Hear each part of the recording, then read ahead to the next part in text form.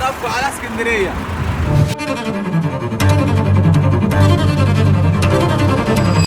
Winter's cold. احنا النهارده وصلنا على مدينه معظم اسرارها اكتشفوها بالصدفه، وهي تاني أكبر مدينة في مصر، الإسكندرية.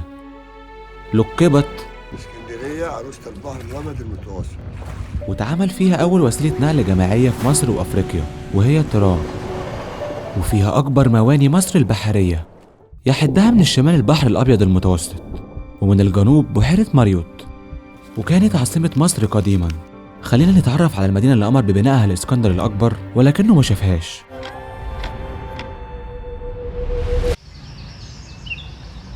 شوفوا، الحكاية بدأت من عند الشاب المقدوني المغوار الإسكندر الأكبر اللي قدر يضم مصر لمملكته، وأمر ببناء مدينة يونانية مثالية لتكون عاصمته في مصر. ووقتها كانت مدينة اسكندرية قرية بسيطة للصيد محصورة بين بحيرة وبحر. فيا ترى بنى مدينة أحلامه هنا ليه؟ ولدت الإسكندرية في عام 331 قبل الميلاد، واختار الإسكندر بقعة الأرض دي بعناية. والكون الإسكندرية مدينة ساحلية ده ليه فوايد كتير، زي تزويد المدينة باحتياجاتها دوما، وهتكون مفتوحة على التجارة الخارجية. والمدينة مبنية بطريقة متقاطعة، بيتقاطع فيها الطريق الرئيسي الشرقي الغربي من جنوب مع الطريق الجنوبي الشمالي، وتفرعت منه شبكة طرق أصغر حجما. ولسه طريق جنوب موجود في اسكندرية باسم شارع فؤاد، عمره 2300 عام، وهو أحد أقدم الشوارع في العالم. كان بيقطع المدينة من الشرق للغرب.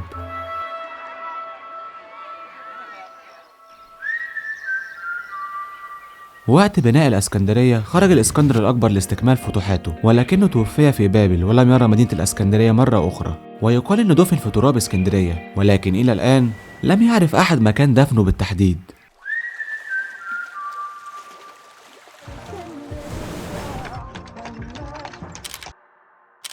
ووقتها كان بطليموس متواجد في اسكندرية، وهو أحد جنرالات الإسكندر الأكبر.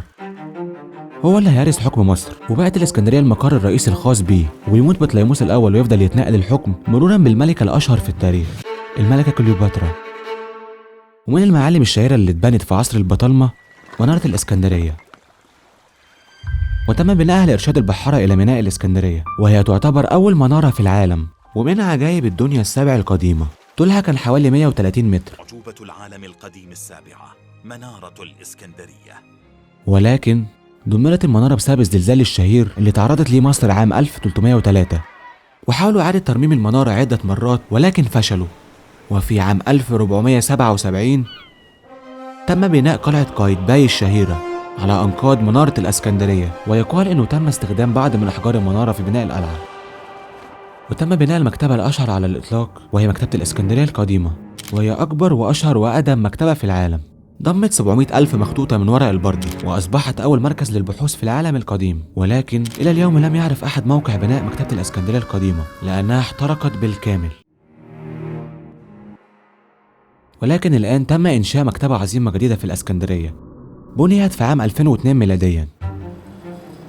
وبعد انتهاء حكم البطالمة تحولت مصر إلى الحكم الروماني، وأصبحت الإسكندرية ولاية رومانية كبيرة جدا. وتم بناء العديد من المباني الرومانية اللي لحد دلوقتي أثارها موجودة. وفضلت مصر تحت الحكم الروماني حتى عهد الإمبراطور هيراقل، اللي في عهده تم تسليم مصر للفرس حتى يتم تحريرها مرة أخرى على يده، وتعود مصر مرة أخرى للحكم الروماني وصولا إلى الفتح الإسلامي لمصر بقيادة عمرو بن العاص. وتم فتح مصر فيما عدا الإسكندرية اللي فضلت مستعصية على المسلمين لبعض الوقت. ومع تدهور أحوال الرومان تم توقيع هدنة مع المسلمين عام 641 ميلاديا، وتم إخلاء المدينة من القوات الرومانية. وعدت السنين وحصلت أحداث كتير جدا في مصر، ولكن ما أثرتش على تاريخ مدينة الإسكندرية حتى عام 1805 ميلاديا، حين أصبح محمد علي واليا على مصر، وقدر يقضي على الإنجليز في مصر بعد دخولهم بقيادة فريزر عام 1807، وثبت أقدامه في حكم مصر، وبدأ فصل جديد في تاريخ عروس البحر الأبيض المتوسط.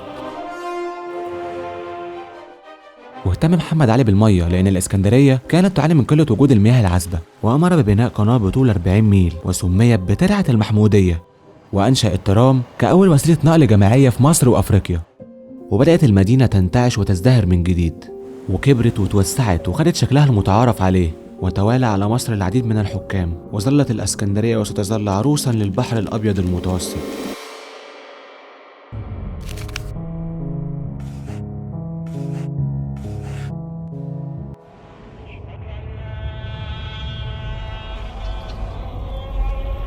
النهاردة وصلنا عروس البحر الأبيض المتوسط عشان نتعرف عليها وعلى أهم معالمها. بدأنا بمكتبة الإسكندرية الجديدة. وصلنا أكبر مكتبة في مصر، مكتبة الإسكندرية الجديدة، وهي إعادة إحياء لمكتبة اسكندرية القديمة، أكبر مكتبات عصرها. واتبنت المكتبة في مشروع ضخم اشتركت فيه مصر مع الأمم المتحدة، وتم افتتاح المكتبة عام 2002 بحضور عالمي. عدد الكتب اللي بتضمها 2 مليون كتاب في بداية عام 2013، ولكن اللي بيميزها مش حجمها المهول أو طريقة بنائها، ومش مجرد مكتبة عادية لعرض الكتب فقط. فيها معارض زي معرض الفن الشعبي العربي، ومعرض تاريخ الطباعة اللي بيحتوي على المطابع القديمة الخاصة بمطبعة بولاق، أول مطبعة مصرية. وفيها متاحف كتير زي متحف السادات بطل الحرب والسلام. حين تمكنت القوات المسلحة المصرية من اقتحام مانع قناة السويس الصعب واجتياح خط بارليف المنيع، وهو المتحف الأول من نوعه عن الرئيس الراحل محمد أنور السادات، وفي عدد من الأوسمة والنياشين اللي حصل عليها الرئيس الراحل، وبيضم مجموعة من البدل المدنية والعسكرية. والبدلة العسكرية اللي ارتداها الراحل يوم العرض العسكري في 6 أكتوبر عام 1981 اللي تم اغتياله فيه ولسه مغطاه بدمائه. وبيضم المتحف مكتبته الشخصية وبورتريهاته وبعض من أوراقه الشخصية. واللي بيزور مكتبة اسكندرية بيزور متحف المخطوطات والكتب النادرة، ومتحف الآثار اللي بيضم متحف الآثار المصرية والآثار الغارقة وآثار العصر اليوناني الروماني وجناح الحياة في العالم الآخر، كله في الصرح العظيم ده. والمكتبة فيها أيقونة عالمية اسمها مركز القبة السماوية العلمي، وهي مؤسسة تعليمية مستقلة غير هادفة للربح بتسعى إلى زيادة الوعي والاهتمام العام بالعلم. بيستخدم فيها أحدث ما توصلت إليه التكنولوجيا في مجال العرض. بيقدم فيها عروض مبهرة للجمهور بتغطي مجموعة متنوعة من المجالات العلمية. أنا حضرت عرض السباحة في الفضاء، وده المكان الوحيد في مصر اللي بيتواجد فيه العرض ده. ده المشترك أو المشتري جوبيتر. تجربة مختلفة ولازم تجربوها. وبعديها رحنا على الأسطر الوحيد الصامد من اسكندرية القديمة، طوله حوالي 27 متر، وده خلاه أعلى نصب تذكاري في العالم. أهلا بيكم في أعلى نصب تذكاري في العالم. بني على أنقاض معبد الإله سيرابيس، وزين بتمثالين مصغرين لأبو الهول. ويعد عمود السواري واحد من أشهر المعالم الأثرية في اسكندرية، وهو مصنوع من الجرانيت الأحمر، وعرف بالخطأ باسم عمود بومبي منذ الحروب الصليبية، وده بسبب إن الأوروبيين ظنوا إن راس القائد الروماني بومبي وضعت فوق تاج العمود، أما عن اسمه الحالي فيعود إلى العصر العربي نتيجة ارتفاعه الشاهق وإنه بيشبه سواري السفن. وحرف الاسم بعد كده العمود السواري. وهنا اتبنى الملحق الخاص بمكتبة اسكندرية العظمى، بنوها البطالمة لتصبح مكتبة عامة متاحة للجميع، كان محفوظ فيها أكتر من 40,000 مخطوطة من ورق البردي.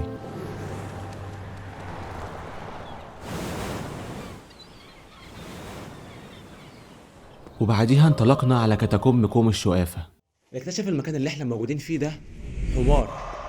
كلمة كاتاكومب معناها المقبرة المحفورة في الصخر، واتسمت المنطقة بكوم الشقافة أو تل الفخار بسبب بقايا الفخار اللي كانت موجودة في المنطقة. خليني أحكي لكم قصة اكتشافها. في عام 1900 ميلاديا كان بيتمشى عرباجي بحماره، ومرة واحدة الحمار وقع في حفرة تحت الأرض، ليتضح إنه وقع في أكبر مواقع الدفن الرومانية المعروفة في مصر، وأول كاتاكومب في العالم، متكونة من 3 أدوار تحت الأرض وبيوصل بينهم سلم حلزوني. وخارج المقبرة الرئيسية هنلاقي رسمة لراس ميدوسا اللي بيقال عنها أساطير إن أي حد يبص في عينيها بيتحول لحجر، وده خلاهم يعتقدوا إن مفيش حد هيقرب من المقبرة، واللي بيميزها إنها تعتبر أفضل الأمثلة لاختلاط الثقافات المصرية والرومانية اليونانية، لأن المقبرة متزينة بمنحوتات أنوبيس وحورس وتوت، آلهة الموت والخير والحكمة عند المصريين. وفي الأصل المقبرة خاصة بشخص يوناني، وده بيخليها أعظم الأمثلة لاختلاط الثقافات.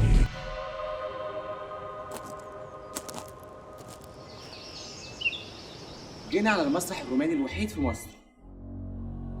وبعديها رحنا على المسرح الروماني الوحيد في مصر،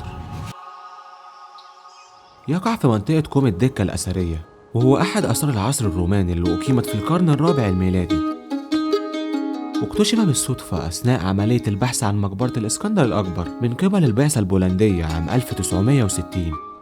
وعند اكتشاف درجاته الرخامية أطلق عليه المسرح الروماني، وأثار جدل حول طبيعة استخدامه، خاصة بعد اكتشاف قاعات للدراسة بجواره، وإنه من المحتمل إنه استخدم كقاعة محاضرات كبيرة للطلاب، بالإضافة لاستخدامه كمسرح خلال الحفلات. ولا يزال بعد كل تلك السنين يحافظ على رونقه وجماله، أما عن تصميمه فيتخذ شكل حدوة الحصان أو حرف يو، وبيتسع ل 600 شخص، وبيضم بعض بقايا الآثار الغارقة اللي انتشرت من تحت الماء بقلعة قايت باي، زي مسلة الملك سيتي الأول وتمثالين على هيئة أبو الهول.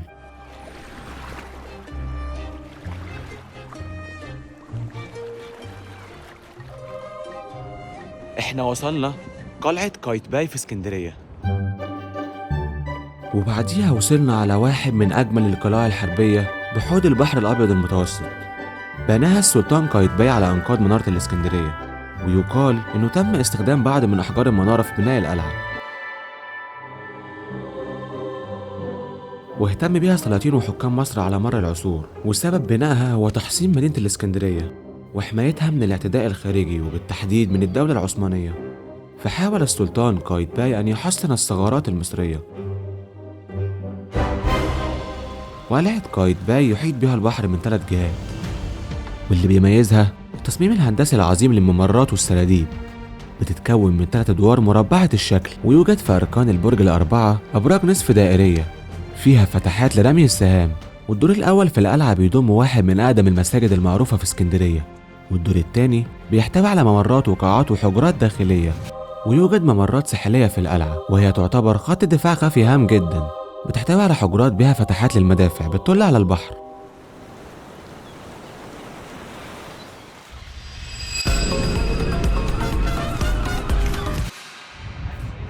المبنى اللي ورايا ده هو متحف المجوهرات الملكية، وهو متحف المجوهرات الوحيد في مصر، يعد من أجمل المعالم السياحية في اسكندرية.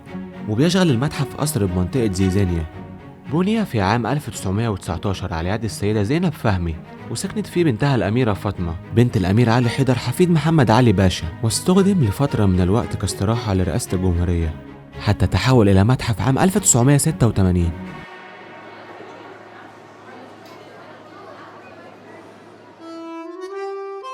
بيضم 11500 قطعة تخص أفراد الأسرة المالكة، بيضم مجموعة نادرة من التحف والمجوهرات والمشغولات الذهبية والأحجار الكريمة والساعات المرصعة بالجواهر والماس.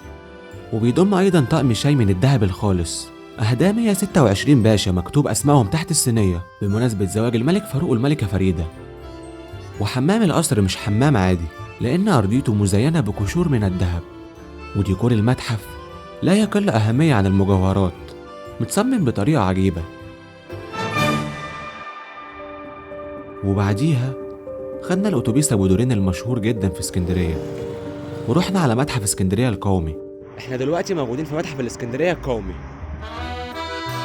اللي كان قصر لأحد أثرياء الإسكندرية، وفضل مقيم فيه حتى عام 1954، ثم باعه للسفارة الأمريكية حتى اشتراه المجلس الأعلى للآثار عام 1996، وتم تحويله إلى متحف وافتتح عام 2003. يحتوي على 1800 قطعة أثرية تشمل جميع العصور بدءا من الدولة القديمة حتى العصر الحديث، وتم إحضار هذه القطع الأثرية من عدة متاحف منها المتحف المصري. وبينفرد المتحف بعرض قاعة خاصة للآثار الغارقة التي تم انتشالها من البحر، وفي مجموعة من التماثيل والبورتريهات الرخامية لبعض آلهة الإغريق وراس الإسكندر الأكبر وغيرهم. وفي قاعة خاصة للعصر المتأخر للقدماء المصريين، بيعرض فيه نموذج لمقبرة بتضم مومياء ومجموعة توابيت وتمائم مختلفة.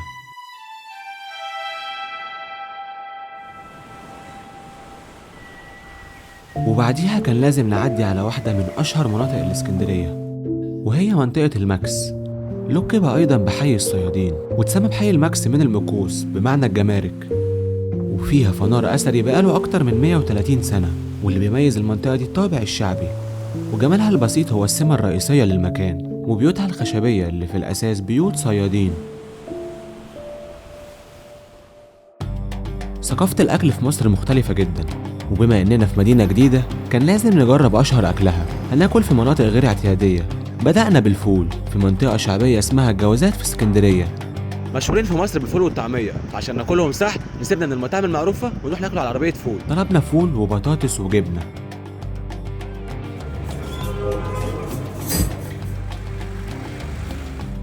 وبعديها رحنا نجرب الفلافل. نيجي بقى للطعمية أو زي الإسكندرانية بيقولوا عليها الفلافل، عند مطعم الحنين موجود في محطة الرمل. ولكن عشان نستمتع بالفلافل لازم ناكلها على البحر. بيعمل فلافل محشية وهي مشهورة جدا في اسكندرية. وبعديها رحنا نجرب طاسات الجبنة عند ألبان سويسرا، دلوقتي هندوق اختراع ما شفت ازاي غير هنا عند ألبان سويسرا. وهي عبارة عن ميكس بين الجبن واللحوم، والمكان ده هو الأصل في الأكلة دي. لو انت في اسكندرية لازم تجربها.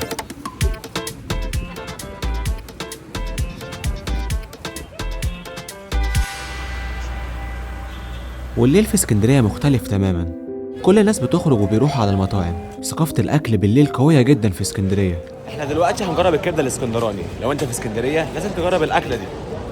هناكل كبدة اسكندراني من أشهر محل كبدة في اسكندرية، والكبدة من أشهر الأكلات في اسكندرية. دلوقتي هنجرب ام علي بالمكسرات، يعني دي النهايه، بعد ما تاكل كل ده تيجي تختم اليوم هنا.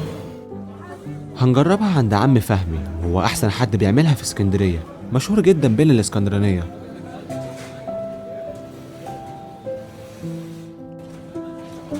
لا طعمها خطير. وبكده تكون خلصت رحلتنا في اسكندرية. شكرا جدا لأهل اسكندرية على الاستضافة.